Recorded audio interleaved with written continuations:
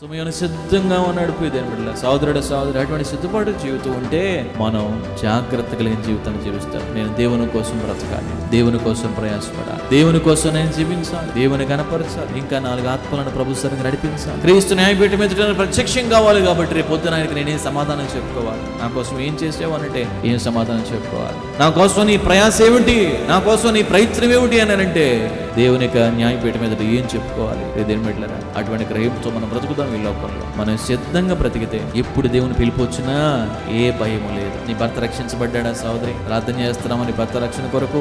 నీ భార్య రక్షించబడిందా? నీ బిడ్డలు రక్షించబడినారా?